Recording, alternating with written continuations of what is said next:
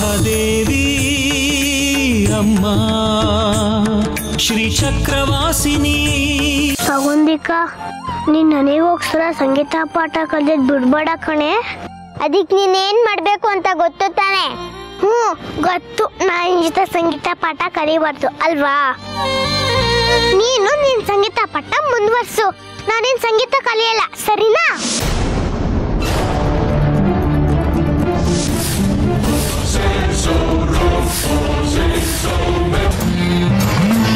ನಮ್ಮೂರ ಆಚೆ ಇರೋ ಶಿವನ್ ದೇವಸ್ಥಾನಕ್ಕೆ ನಾಳೆ ಬೆಳಗ್ಗೆನೆ ಹೋಗಿ ಮೃತ್ಯುಂಜಯ ಜಪ ಮಾಡ್ಬೇಕಂತೆ.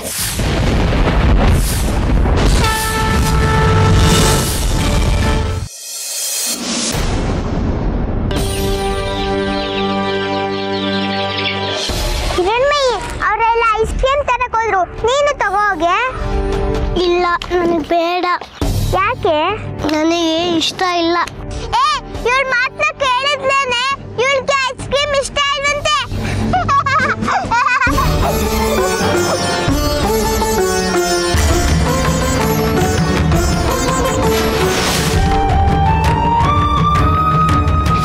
ಸೌಗಂಧಿಕ, ಇವಳಿಗೆ ಐಸ್ ಕ್ರೀಮ್ ಅಂದ್ರೆ ಇಷ್ಟ ಇಲ್ಲ.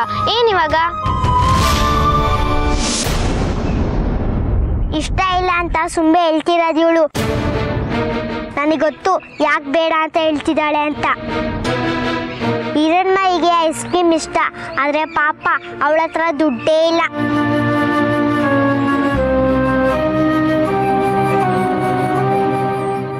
ಹಾಗೇನಿಲ್ಲ. ಮತ್ತಿನ್ನೇನ್ ಕಾರಣ? ಕಾಸಿಲ್ಲ ಅಂತ ಸ್ನೇಹಿತರ ಮುಂದೆ ಒಪ್ಕೊಳ್ಳೋದ್ ಕಷ್ಟ ಅಲ್ವಾ? ಹಾಗೇನಿಲ್ಲ. ಐಸ್ ತಿಂದ್ರೆ ಗಂಟ್ಲು ಕೆಡುತ್ತೆ ಅಲ್ವೇನೆ ಹಿರಣ್ಮಯಿ? ಹೌದು, ಐಸ್ ಕ್ರೀಮ್ ತಿಂದ್ರೆ ಗಂಟ್ಲಿಗೆ ಒಳ್ಳೇದಲ್ಲ, ನೀರ್ ಕುಡಿಯಕ್ಕಾಗಲ್ಲ, ಕೆಮ್ಮು ಬರುತ್ತೆ, ಆಮೇಲೆ ಮಾತಾಡಕ್ಕೂ ಆಗಲ್ಲ. ಇದೆಲ್ಲ ಬುಳ್ಳೆ ಊದ್ಬೇಡ, ಸತ್ಯ ಒಪ್ಕೋ. ಅಷ್ಟು ಗೊತ್ತಾಗಲ್ವೇನೆ ಗುಗ್ಗು? ಅವಳ ಹತ್ರ ಕಾಸಿಲ್ಲ ಅಂತ ಸಂಗೀತ ಪಾಠಕ್ಕೂ ಬರ್ತಿಲ್ಲ. ಮೇಷ್ರಮ್ಮಂಗೆ ಕೊಡಕ್ಕೆ ಇವಳ ಹತ್ರ ಎಲ್ಲಿದೆ ದುಡ್ಡು? ಇವಳ ಹತ್ರ ಕಾಸಿಲ್ಲ ಅಂತ ನಿಂಗೆ ಹೆಂಗೆ ಗೊತ್ತು? ಇವರಪ್ಪ ಏನ್ ಸಾವುಕಾರ ನಮ್ಮಪ್ಪನ ತರ ದುಡ್ಡು ಇರ್ಕೊಂಡಿರಕ್ಕೆ? ಹಾಗೇನಿಲ್ಲ, ನಮ್ಮಪ್ಪನ ಹತ್ರ ನಮಗೆ ಎಷ್ಟು ಕಾಸು ಬೇಕೋ ಅಷ್ಟಿದೆ. ಮತ್ತೆ ಬುಲ್ಡೆ ಬಿಡ್ತಿದ್ದಾಳೆ ನೋಡಿ. ನಮ್ ತಾತನ ದೇವಸ್ಥಾನದಲ್ಲಿ ಇವರಪ್ಪ ಚಪ್ಲಿ ಕಾಯ್ತಾ ಕೂತಿರ್ತಾನೆ. ಚಪ್ಲಿ ಕಾಯಿದ್ರೆ ಇವ್ರಿಗೆ ಬೇಕಾದಷ್ಟು ಕಾಸು ಬಂದ್ಬಿಡ್ತಾ? ಚಪ್ಲಿ ಕಾಯೋದು ಒಂದೊಳ್ಳೆ ಕೆಲ್ಸನೇ. ಅಮ್ಮನವ್ರ ದರ್ಶನಕ್ಕೆ ಭಕ್ತರುಗಳು ದೂರದಿಂದ ಬಂದಿರ್ತಾರೆ. ಭಕ್ತರುಗಳು ಚಪ್ಲಿನ ದೇವಸ್ಥಾನ ಹೊರಗೆ ಬಿಟ್ಟು ಹೋಗಿರ್ತಾರೆ. ಅದನ್ನ ಕಾಯೋದು ಅಂದ್ರೆ ಭಕ್ತರ ಸೇವೆ ಮಾಡೋದು ಅಂತ ಅರ್ಥ. ಅದೇನು ಸುಲಭದ ಕೆಲಸ ಅಲ್ಲ. ಚಪ್ಲಿ ಕಾಯೋದು ಸುಲಭದ ಕೆಲ್ಸನೇ, ಇನ್ನೇನು? ಜನ ಬಂದು ಚಪ್ಲಿನ ಬಿಟ್ಟೋಗ್ತಾರೆ, ಇವರಪ್ಪ ಅದ್ರ ಮುಂದೆ ಕೂತಿರ್ತಾನ ಅಷ್ಟೇ. ಅದೇನ್ ದೊಡ್ಡ ಕಷ್ಟದ ಕೆಲ್ಸನಾ ಅಲ್ವಾ? ಮತ್ತೆ ನಮ್ಮಪ್ಪ ಬಿಸಿಲು ಗಾಳಿ ಮಳೆ ಬಂದ್ರು ಕೂತ್ ಜಾಗದಿಂದ ಅಳ್ಳಾಡಲ್ಲ. ಇದುವರೆಗೂ ಯಾರ ಚಪ್ಲಿನೂ ಕೈದಿಲ್ಲ, ಕೈತನೂ ಆಗಿಲ್ಲ. ಒಬ್ಬರ ಚಪ್ಲಿ ಇನ್ನೊಬ್ರಿಗೆ ಬದಲಾಗಿ ಹೋಗಿಲ್ಲ ಗೊತ್ತಾ? ಅಷ್ಟು ಜೋಪಾನ ಮಾಡ್ತಾರೆ ನಮ್ಮಪ್ಪ. ಅವನಿಗೆ ಬರೋದೇ ಅದೊಂದು ಕೆಲ್ಸ. ಬೇರೆ ಬೇಕಾದಷ್ಟು ಕೆಲ್ಸನೂ ಬರುತ್ತೆ ನಮ್ಮಪ್ಪಂಗೆ. ಯಾವ ಕೆಲ್ಸನೂ ಚಿಕ್ಕದಲ್ಲ ಅಥವಾ ದೊಡ್ಡದಲ್ಲ. ನಮ್ಮಪ್ಪ ಚಪ್ಲಿ ಕಾಯೋ ಕೆಲ್ಸನು ಭಕ್ತಿ ಶ್ರದ್ಧೆಯಿಂದ ಮಾಡ್ತಾರೆ ಗೊತ್ತಾ? ಅದವ್ರಿಗೆ ಅಮ್ಮನವ್ರ ಸೇವೆ. ಚಪ್ಲಿ ಕಾಯೋದ್ರಿಂದ ಎಷ್ಟು ಮಹಾ ದುಡ್ಡು ಸಿಕ್ಬಿಡುತ್ತೆ.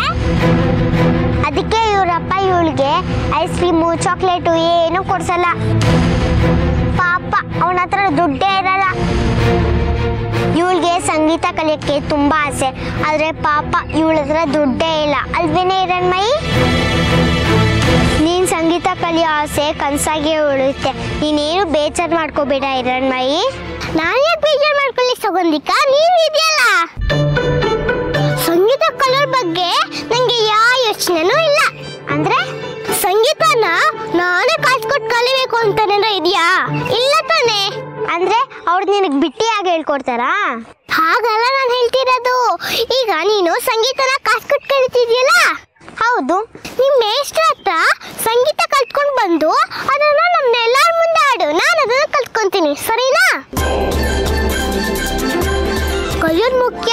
ನಾನು ನೇರವಾಗಿ ಮೇಷ್ಟ್ರ ಹತ್ರ ಕಲಿಯಕ್ಕಾಗಲ್ಲ. ಆದ್ರೆ ನೀನು ಮೇಷ್ಟ್ರ ಹತ್ರ ಸಂಗೀತ ಕಲ್ತ್ಕೊಂಡ್ ಬರ್ತೀಯಲ್ಲ, ನಾನು ನಿನ್ನಿಂದ ಸಂಗೀತ ಕಲಿತೀನಿ, ಸರಿನಾ? ನಮ್ಮ ಅಜ್ಜಿ ಹೇಳ್ತಿರ್ತಾರೆ, ನೋಡಿ ಕಳಿ ಮಾಡಿ ತಿಳಿ ಅಂತ. ಅಂದ್ರೆ ಈ ಪ್ರಪಂಚದಲ್ಲಿ ಹೊಸ್ತನ್ನ ಕಲಿಯಕ್ಕೆ ಮನ್ಸ್ನ, ಕಣ್ಣ, ಕಿವಿನ ಎಲ್ಲಾದ್ನ ತೆಗ್ದಿಟ್ಕೊಂಡಿರ್ಬೇಕು. ನಿಮ್ಮ ಅಜ್ಜಿ ಸರಿಯಾಗೇ ಹೇಳಿದ್ದಾರೆ ಹಿರಣ್ಮಯಿ. ಬಾ, ಶಾಲೆಗೆ ತಡ ಆಯ್ತು.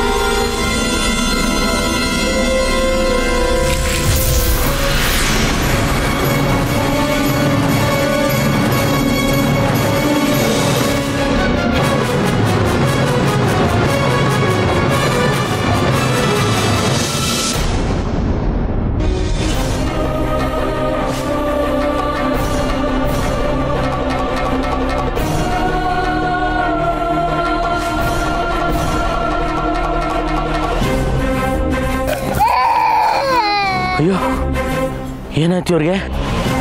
ಇವ್ರು ಯಾರೋ, ಏನ್ ಕತೆನೋ? ಸಹಾಯಕ್ಕೆ ಯಾರನ್ನಾರು ಕೇಳೋಣ ಅಂದ್ರೆ ಇಲ್ಲಿ ಯಾರು ಕಾಣಿಸ್ತಿಲ್ವಲ್ಲಪ್ಪ.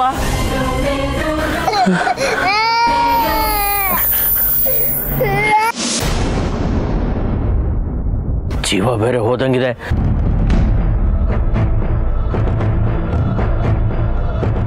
ಶಿವನೇ, ನೀನೇ ಇದಕ್ಕೆ ಸಹಾಯ ಮಾಡ್ಬೇಕಪ್ಪ. ನೀನೇ ಇದಕ್ಕೆ ದಾರಿ ತೋರಿಸ್ಬೇಕು.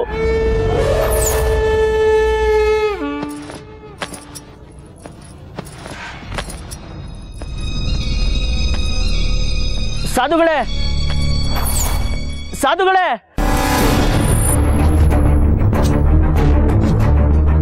ದಯಮಾಡಿ ಒಂದ್ ನಿಮಿಷ ಇಲ್ಲಿ ಬರ್ತೀರಾ?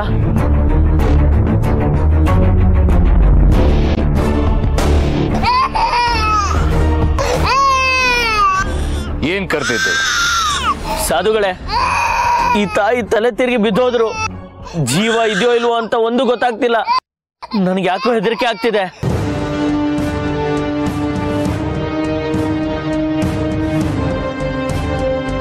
ಆತಂಕ ಪಡಬೇಡ, ನಾನು ನೋಡ್ತೀನಿ.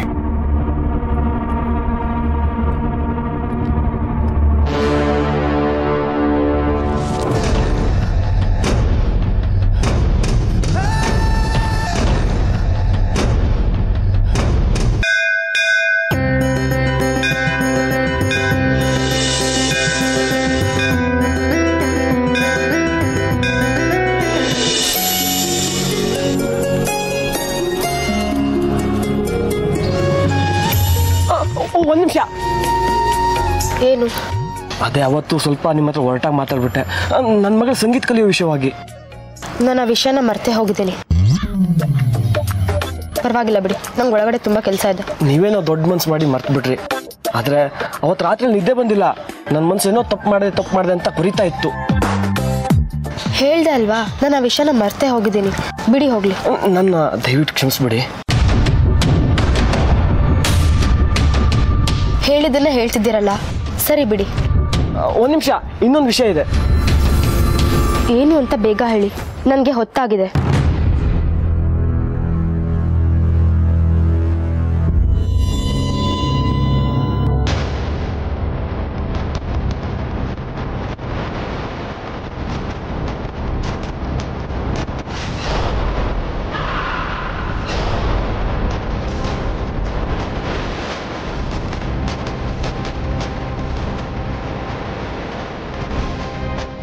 ಇನ್ನೊಂದು ಕಿವಿಮೂಲೆಯಲ್ಲಿದೆ ನಿಂದು.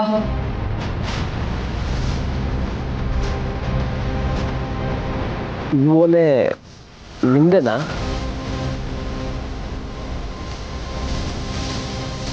ಇದೆಲ್ಲಿ ಸಿಕ್ ನಿಮ್ಗೆ?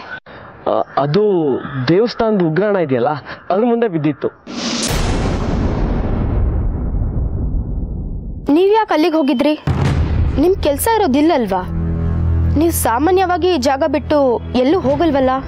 ಅದು ನೀರು ಕುಡಿಯೋಕ್ಕೆ ಒಳಗಡೆ ಹೋಗ್ಬೇಕು. ನಲ್ಲಿರೋದು ಉಗ್ರಾಣದ ಹತ್ರ. ಹೋಗುವಾಗ ಏನೋ ಖಾಲಿ ಚುಚ್ಚಿತು. ಏನು ಅಂತ ನೋಡಿದ್ರೆ ಈ ಓಲೆ ನಿಮ್ದೆ ಅಂತ ಅನಿಸ್ತು, ಅದಕ್ಕೆ ಎತ್ತಿಟ್ಕೊಂಡೆ. ಇದು ನಂದೇ ಅಂತ ಹೇಗೆ ಗೊತ್ತು ನಿಮ್ಗೆ? ಯಾರಾದ್ರೂ ಭಕ್ತರು ಉಳ್ಳು ಸೇವೆ ಹಾಕೋವಾಗ ಇಲ್ಲ ಪ್ರದಕ್ಷಿಣೆ ಮಾಡುವಾಗ ಇದು ಬಿದ್ದಿರ್ಬೋದಲ್ವಾ? ನಿಮ್ ಕಿವಿಯಲ್ಲೇ ನೋಡಿದ್ದೆ, ಅದಕ್ಕೆ ನಿಮ್ದೆ ಅಂತ ಗೊತ್ತಿತ್ತು. ಏನೇ ಸಿಕ್ಕರೂ ದೇವಸ್ಥಾನದ ಆಡಳಿತ ಮಂಡಳಿ ಕೊಟ್ಬಿಡ್ತಿದ್ದೆ. ಆದ್ರೆ ಇದನ್ನ ನಿಮ್ ಕಿವಿಯಲ್ಲಿ ನೋಡಿದ್ನಲ್ಲ, ನಿಮ್ದೆ ಅಂತ ಗೊತ್ತಿತ್ತು, ಅದಕ್ಕೆ ಜೋಪಾನವಾಗಿ ಎತ್ತಿಟ್ಕೊಂಡೆ.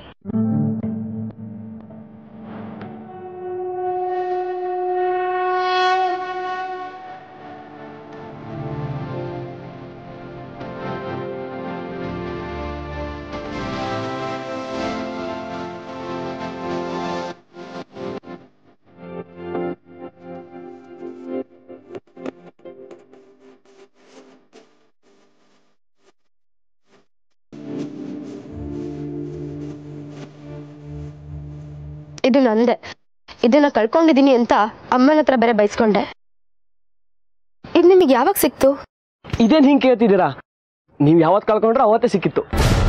ಅಂದ್ರೆ ಮೊನ್ನೆ ರಾತ್ರಿನಾ?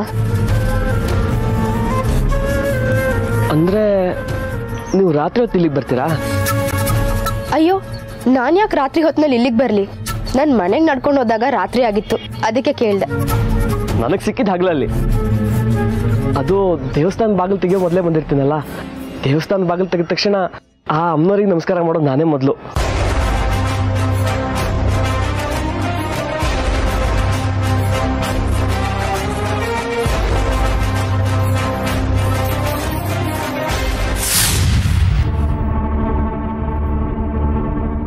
ಈ ಜೀವ ಕೈಲಾಸ ಸೇರ್ಕೊಂಡಿದೆ. ಇವಳು ನನಗೆ ಗೊತ್ತು. ಪ್ರತಿನಿತ್ಯ ಇವಳು ಮನೆಗೆ ಭಿಕ್ಷೆ ಬೇಡಕ್ಕೆ ಹೋಗ್ತಿದ್ದೆ.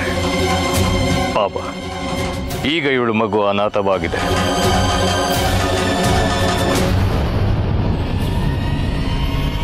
ಮತ್ತೀಗ ಏನ್ ಮಾಡೋದು? ನನಗಂತೂ ದಿಕ್ಕೆ ತೋಚ್ತಿಲ್ಲ. ಈಕೆ ಸಾವಿನ ವಿಚಾರನ ಈಗಲೇ ಇವರ ಮನೆಯವ್ರಿಗೆ ತಿಳಿಸಿದ್ರೆ ತುಂಬ ನೊಂದ್ಕೋತಾರೆ. ನನಗೆ ಪರಕಾಯ ವಿದ್ಯೆ ಗೊತ್ತು. ನಾನು ನನ್ನ ದೇಹನ ತ್ಯಜಿಸಿ ಇವಳ ದೇಹನ ಸೇರ್ಕೊಂಡು ಈ ಮಗುನ ಅವಳ ಮನೆ ತಲುಪಿಸ್ಬರ್ತೀನಿ. ಆಗ ಅವಳ ಮನೆಯವ್ರಿಗೆ ಆಘಾತ ಆಗೋದಿಲ್ಲ. ನಿಧಾನವಾಗಿ ಇವಳ ಸಾವಿನ ಸುದ್ದಿನ ಅವರ ಮನೆಯವ್ರಿಗೆ ತಲುಪಿಸ್ತೀನಿ. ನಾನು ಹಿಂದಿರುಗೋವರೆಗೂ ನನ್ನ ದೇಹನ ನೀನು ಕಾಪಾಡ್ಕೋಬೇಕು. ಅದು ನಿನ್ನಿಂದ ಸಾಧ್ಯನಾ? ಏನು ಪರಕಾಯ ಪ್ರವೇಶನ? ಅದೆಲ್ಲ ಸಾಧ್ಯನಾ ಈ ಯುಗದಲ್ಲಿ? ಅಸಾಧ್ಯ ಅನ್ನೋದು ಯಾವುದೂ ಇಲ್ಲ. ಪರಕಾಯ ಪ್ರವೇಶನೂ ಹಾಗೆ. ಈಗ ನಾನು ಹೇಳಿದ್ದನ್ನ ನೀನು ಮಾಡೋದಕ್ಕೆ ಸಾಧ್ಯನಾ? ನನ್ನ ದೇಹನ ಕಾಪಾಡೋದಕ್ಕಾಗುತ್ತಾ ನಿನ್ನಿಂದ? ನಾನು ಬರೋವರೆಗೂ. ಆಗ್ಲಿ, ನೀವು ಬರೋವರೆಗೂ ನಾನು ನಿಮ್ಮ ದೇಹನ ಕಾಪಾಡ್ತೀನಿ. ಅದಕ್ಕೇನೂ ತೊಂದರೆ ಆಗದಿರೋ ಥರ ನೋಡ್ಕೋತೀನಿ.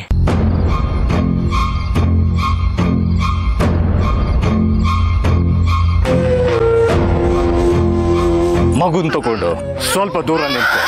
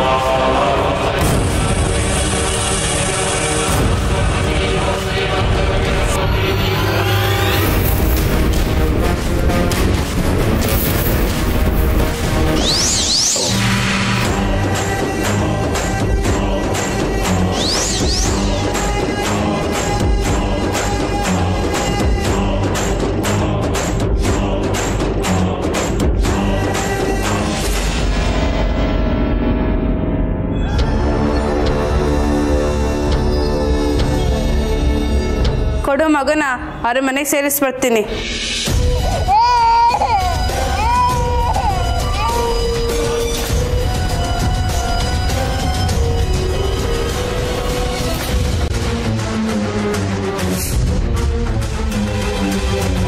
ಮತ್ತೆ ನೀರು ಕುಡಿಯಕ್ಕೆ ಹೋದಾಗ ಸಿಕ್ತು ಅಂತ ಹೇಳಿದ್ರಿ, ಬೆಳಗ್ಗೆ ನೀರು ಕುಡಿಯಕ್ಕೆ ಹೋಗಿದ್ರಾ? ಬೆಳಗ್ಗೆನೆ ಯಾರು ತಿಂಡಿ ಮಾಡ್ಕೊಡ್ತಾರೆ? ಬೆಳಗ್ಗೆ ಬೇಗ ಎದ್ದಿರ್ತೀನಲ್ಲ, ಹೊಟ್ಟೆ ಹಸಿಯುತ್ತೆ. ಹೊಟ್ಟೆ ತುಂಬಿಸ್ಕೊಳ್ಳೋಕ್ಕೆ ನೀರು ಕುಡಿಯಕ್ಕೆ ಹೋಗ್ತೀನಿ. ತಿಂಡಿ ಎಲ್ಲ ಆಮೇಲೆ ಆಗತ್ತೆ. ಸರಿ, ಧನ್ಯವಾದ ನನ್ನ ಲೋಲಿನ ನಂಗೆ ತಲುಪಿಸಿದ್ದಕ್ಕೆ. ಅಬ್ಬಾ, ಈಗ ನನ್ನ ಮನಸ್ಸಿಗೆ ಸಮಾಧಾನ ಆಯ್ತು. ನನಗೂ ಕೂಡ. ಹೀಗೆ ಯಾವಾಗಲೂ ನಗ್ನಗ್ತಾ ಇರಿ. ನೀವು ನಕ್ಕಿದ್ರೆ ನಿಮ್ಮ ಕೆನೆ ಮೇಲೆ ಗುಳಿ ಕಾಣುತ್ತಲ್ಲ, ತುಂಬ ಚೆನ್ನಾಗಿ ಕಾಣುತ್ತೆ.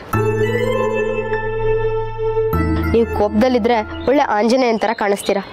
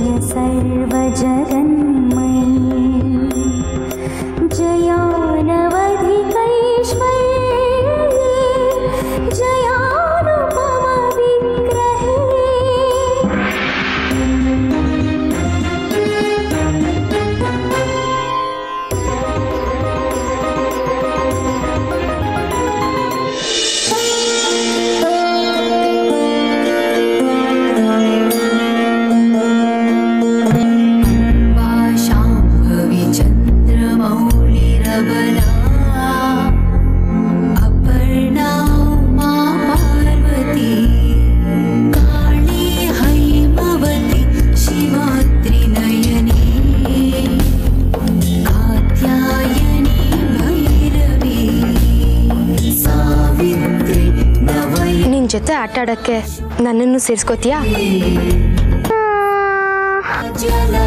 ನೀವಾ ನಿಮ್ನ ಆಟಕ್ಕೆ ಸೇರಿಸ್ಕೊಂಡ್ರೆ ನಾನು ಏನಂತ ಕರೀಲಿಲ್ಲ? ಗೆಳತಿ ಅಂತ ಕರಿ. ನಿನ್ನ ಜೊತೆಲಿ ಯಾರೂ ಇಲ್ದಿರೋವಾಗ, ಆಟ ಆಡಕ್ಕೆ ಯಾರಾದರೂ ಬೇಕು ಅನ್ಸೋವಾಗ ನನ್ನ ಹೆಸರು ಹಿಡಿದು ಜೋರಾಗಿ ಕೂಗು, ನಾನು ಹಾಜರಾಗ್ತೀನಿ. ಹೌದಾ? ಸರಿ, ಮುಂದಿನ ಸತಿ ನೆನಪಿಟ್ಕೊಂಡು ಹಾಗೆ ಮಾಡ್ತೀನಿ. ಈಗ ನಿಮ್ಗೆ ಯಾವ ಆಟ ಬರುತ್ತೆ? ನನಗೆಲ್ಲ ಆಟನೂ ಗೊತ್ತು. ಇವಾಗ ನೀನು ಹೇಳು, ಯಾವ ಆಟ ಆಡಬೇಕು ಅಂತ. ಆಟ ಆಡೋಣ. ನನಗೆ ಕುಂಟೆಬಿಲ್ಲೆ ಇಷ್ಟ, ಕಣ್ಣ ಮುಚ್ಚಾರೆ ಇಷ್ಟ, ಲಗೋರಿ ಇಷ್ಟ, ಆಮೇಲೆ ಜೂಟಾಟ ಇಷ್ಟ. ಇವಾಗ ಯಾವ ಆಟ ಆಡೋಣ? ಮೊದಲಿಗೆ ಕುಂಟೆಬಿಲ್ಲೆ ಅಲ್ಲ? ಸರಿ, ನಾನೇ ಮೊದಲು. ಇಲ್ಲ ನಾನೇ ಮೊದಲು. ಆಯ್ತು, ನೀನೇ ಶುರು ಮಾಡು.